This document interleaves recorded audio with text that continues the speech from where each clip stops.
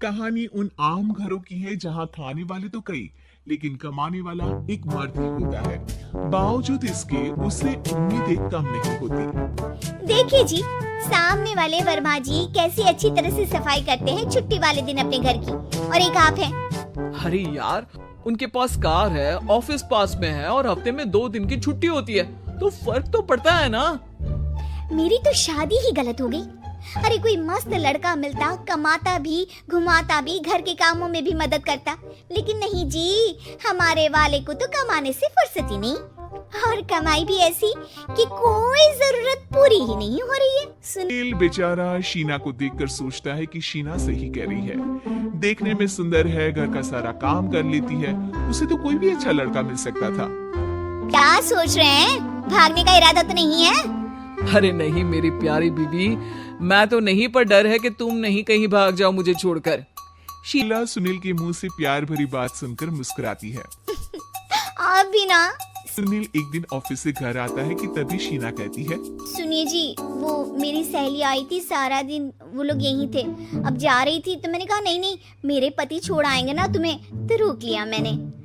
सुनील थोड़ी देर कुछ सोचता है, फिर कहता है, ठीक है, मैं कपड़े चेंज करके आता हूँ। अरे तेरे पति को तो लग रहा है कि अच्छा नहीं लगा। अरे नहीं नहीं, ऐसी कोई बात नहीं है, रुको मैं अभी उन्हें घर के कपड़े देकर आती हूँ। शीना अंदर जाती है जहाँ सुनील पलंग पर लेटा होता है। क्या मजाक है? वो कह रही है कि आपने मुंह बना लिया। सही तो कह रही है, सुबह से अब ऑफिस से लौटा हूँ, एक कप चाय का तो पूछा नहीं, 20 किलोमीटर जाओ और आओ, और फिर कल उसी टाइम पर ऑफिस। अरे यार, मुझे गाड़ी चलानी आती ना तो बोलती भी नहीं आपको, और कौन सा रिक्शा खींच कर जाना है आपको। सुनील अब क्या बोलता। रात देर से आता है और सो जाता है। अगले दिन शरीर दर्द हो रहा है। अरे तो मत जाओ ना ऑफिस, चलते हैं ना मार्केट घूमने, फिर पिक्चर देखेंगे और रात में खाना खाकर घर वापस। सुनील जब सारे दिन की थकान वाला शेड्यूल सुनता है तो वो सीधे सीधे ऑफिस के लिए तैयार हो जाता है। अब आए दिन शीना की डिमांड बढ़ती ही चली जाती है और सुनील उसको पूरा भी करता, लेकिन एक दिन, ए जी, मेरा भाई आ रहा है, उसे 2 लाख रुपए की जरूरत है। हाँ तो मैं क्या करूँ शीना, मेरे पास इतने रुपए नहीं है। हाँ हाँ पता है नहीं है, लेकिन किसी से लेकर तो दे सकते हो ना। अरे मैं किससे मांगू, मेरे तो जानने में भी कोई नहीं है जिसके पास इतनी बड़ी रकम हो। तभी वहाँ शीना का भाई शीनू आ जाता है। जीजा जी कैसे हैं आप? अब मैं ठीक हूँ शीनू, अचानक इतनी बड़ी रकम की जरूरत कैसे पड़ गई? अरे जीजा जी, वो बिजनेस शुरू किया ना, तो उसके लिए पैसे की जरूरत है। काफी हो चुका है, थोड़ा पैसा बचता है तो मैंने सोचा आपसे ले लूं। अब देखो, मेरे ऑफिस में कुछ लोग हैं जिनकी सेविंग अच्छी है, मैं उन लोगों से बात करके देखता हूँ। सुनील ऑफिस से किसी से पैसे लेकर शीना को दे देता है। शीना वो पैसा भाई को दे देती है। 2 महीने बाद, अरे यार शीना, वो ऑफिस वाला आदमी अपने पैसे मांग रहा है, कैसे दूं? अपने भाई से बोलो ना पैसे दे दे।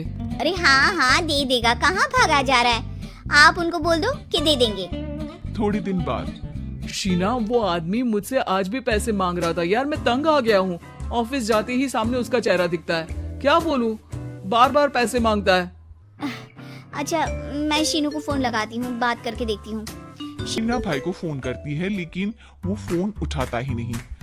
लगता है भाई कहीं ऐसी जगह है जहाँ नेटवर्क की समस्या होगी। सुनील अगले दिन दोपहर को ही घर आ जाता है। उसका चेहरा उतरा और परेशान सा होता है। वो रोने लगता है। अरे क्या हुआ जी? आप इतना परेशान क्यों हैं? सब ठीक तो है ना? अरे नहीं शीना, कुछ ठीक नहीं है, मैं ठीक नहीं हूँ।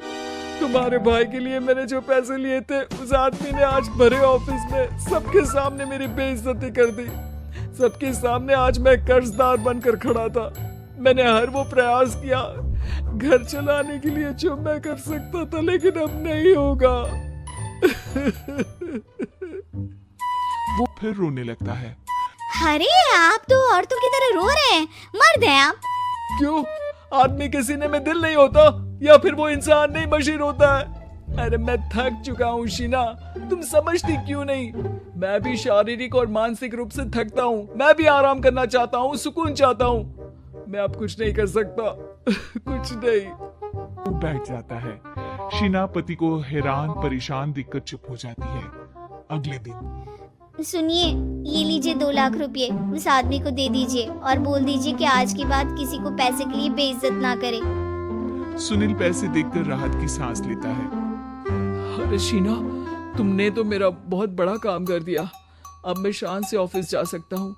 लेकिन ये पैसे आए कहाँ से? ये पैसे मैंने अपने गहनों को गिरवी रख कर लिया है।